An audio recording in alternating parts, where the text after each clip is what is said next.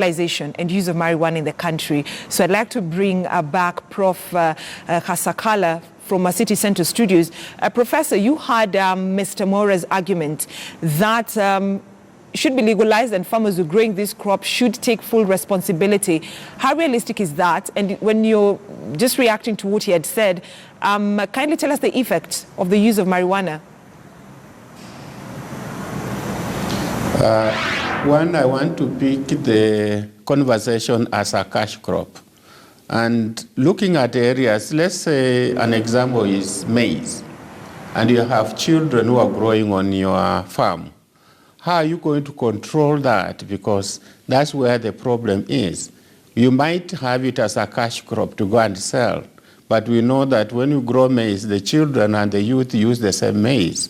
So how much are we going to expose these growing innocent children to the negative impact of marijuana, which we are looking at because the current now problem is the children, particularly the youth from age 10 to 24, who need to grow, we say in medical practice, their neurology maturation should be in a perfect way so that they can be able to face the negative impacts of life. And we know that use of marijuana interferes with that maturation of the neurons. And therefore, one of the biggest problems we have with these people who have used marijuana from the early age, which is now a cashew crop from the farm, is the low IQ. So how are these people going to compete? Then apart from that, the question is, what are some of the effects of marijuana? And if you look at it, in practice, marijuana can have what we call acute, the feeling nice of using marijuana at that time. But there is the chronic use of marijuana, which we are seeing is causing a lot of problems from the clinical practice. And one of the biggest problems, actually, when we go to any psychiatric center, you are noticing that there are so many people who are addicted to marijuana. And if you ask when they started using marijuana, you realize they started usually at around adolescence, 13, 14 years. And by the time they're reaching 18 years, they actually have what we are calling cannabis-induced disorders. And there are so many that we are facing currently. And if I reflect back, particularly like in our practice, we are having children and youth who have been addicted to marijuana and are not able to perform their actually needs in life. And therefore, their parents are running around on how do I get treatment for my child, at least to progress in life. So looking at that, advancing that argument that let it be controlled, it is a cash crop. How are we going to control the youth from the same farm and the children not to start using that? Because we know in research, marijuana in this country is a gateway drug. Prof, let me just cut you short. Prof, if you can to use that drug very early. Prof, if you can hear me. Mine is that marijuana has.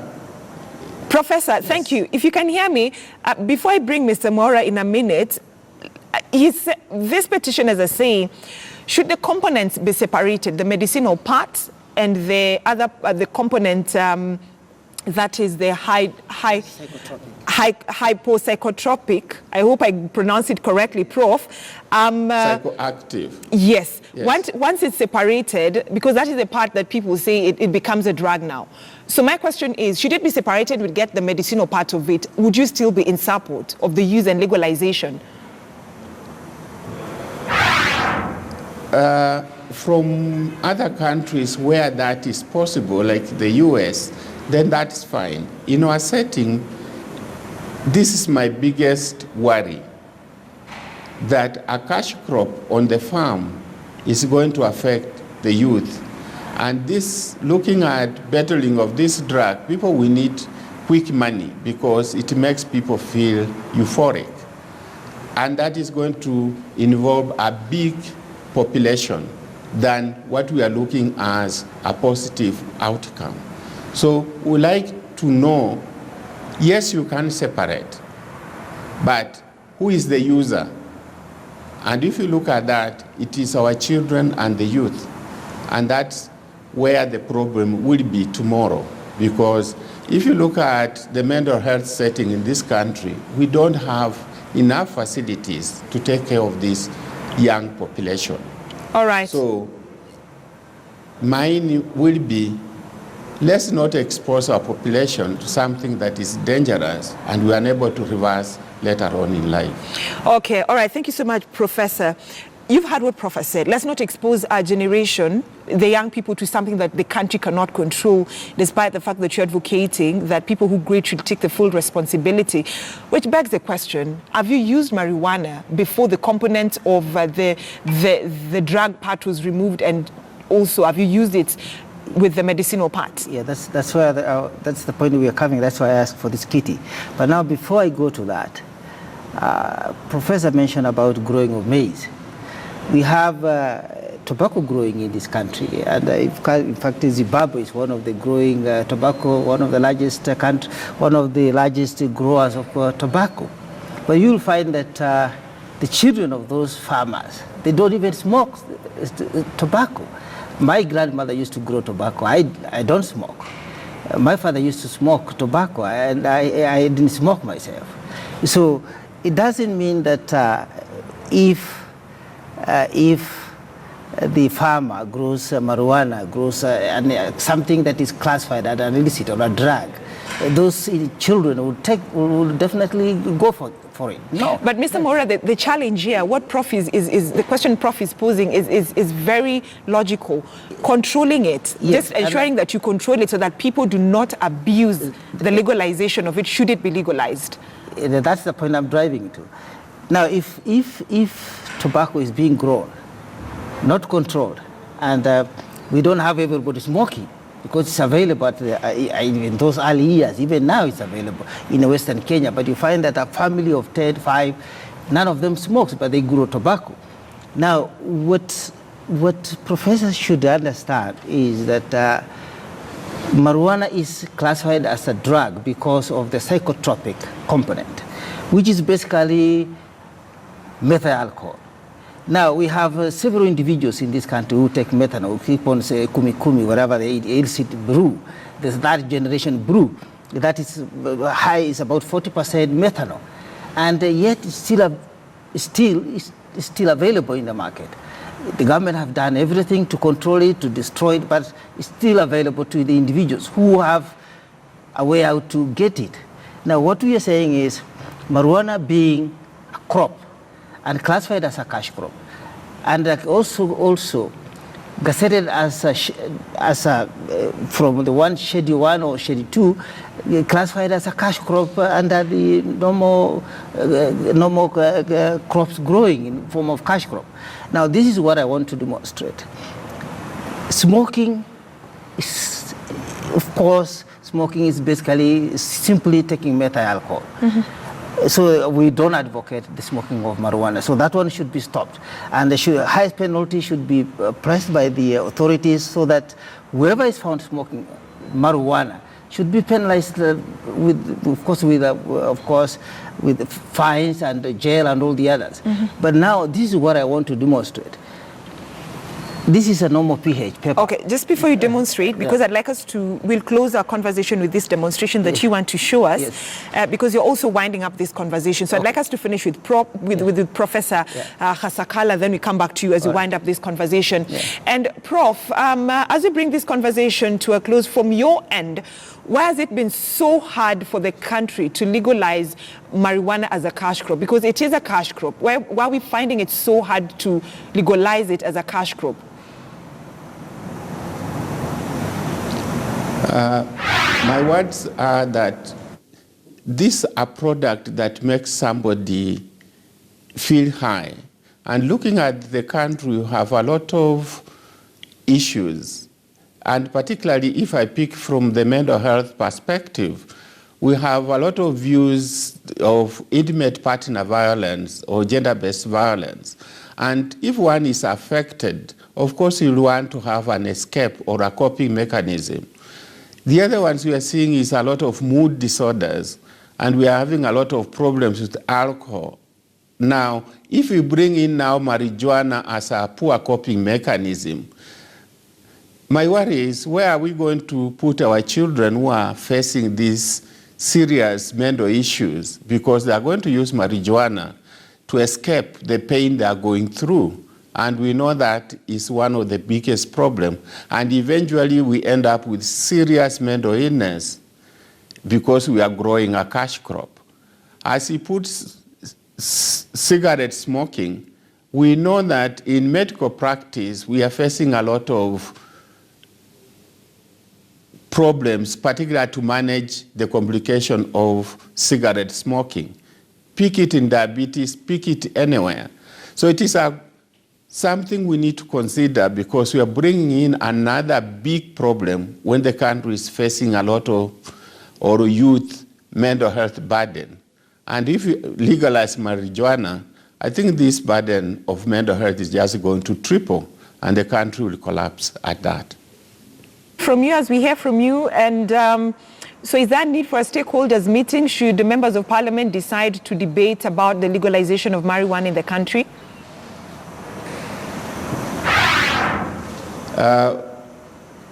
Let them do that, but with an expert opinion. Particularly, we have many psychiatrists in this country who can be able to advise that as professionals in this area and put across what we are going through as we manage, particularly the youth in this country.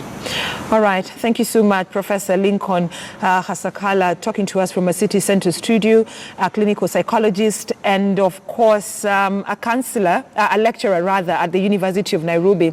As we wind up with you, Mr. Simon Mwaura, you've heard what Prof has said about legalization. Should Parliament decide to talk about it, the people who should be on board to give the country advice.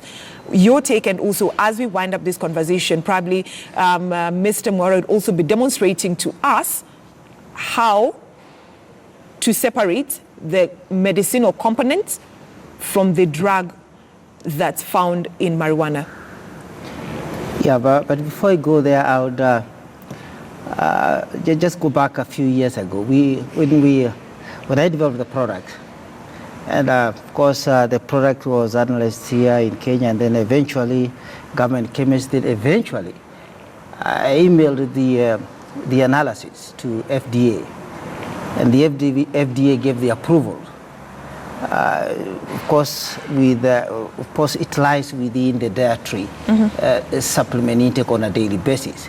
So FDA did approve that. The only thing is they warned of the medical claim of it. The medicinal part of it, of course, we said it is still intact, but of course the email back to us is that we should not claim any medicinal claims on the use of this food supplement made from marijuana and mirahat. Now, the thing here is the intake of marijuana, both in fresh green leaves or in fresh, the way it is as a fresh plant and a dry plant and extracted one, is I can be able to demonstrate very simply that, and I can be able to do it that. Yeah, so can you demonstrate to us how you separate it as we bring this conversation to an end? Yeah. First, I should show from our mouth how it is separated. The mouth is able to separate it. Of course, now what happens is, this is a normal pH paper, and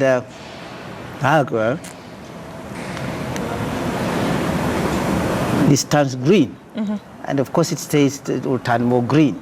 There it is. Now what happens is, when I chew a fresh marijuana plant or chew the seed, the mouth is able to convert. This is alkaline. The mouth is able to start digesting, to start the process of digestion from the onset, because the saliva in every individual is alkaline. So the process of removing the medicinal takes place immediately after chewing it, and then it goes back. Our body is made of acid and base. So you have to chew to get the medicinal parts? Yes, you have to chew it. At the end of the day, Mr. Mora, you're chewing marijuana, the drug itself. Now that's why I'm coming to. Now, when you chew marijuana, it's not the same as smoking it, because when you burn the marijuana, you're burning up the psychotropic component, which is methyl alcohol. Okay. But when you chew it, you don't burn it. It goes in as a food intake, like skooma or something. Okay. Yeah, so that's what happens. Now, when it goes into the stomach, the stomach is able to separate the medicinal part of it and the nutritional part of it. And this is what happens during our process. We use what is called organic synthesis. We separate the food supplement out of it, remove the psychotropic, which is methyl alcohol. It's very light material. It's a very light petroleum kind of a thing. So we remove that, and then we do what is called a reversal. We reback. We do what is called rebulking.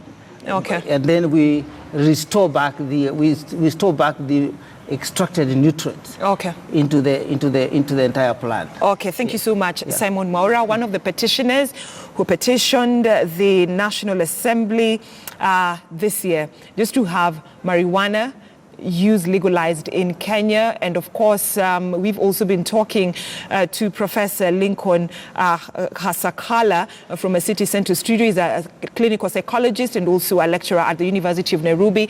It's the end of this conversation concerning marijuana use and legalization in Kenya. But that conversation continues on a social media platform at KTN News Center, at Zeda Brenda, whether you support the legalization and use of marijuana in the country. Begin with the hashtag KTN News Center. Time to take another short break here on News Center. It is 30 minutes past 10 a.m.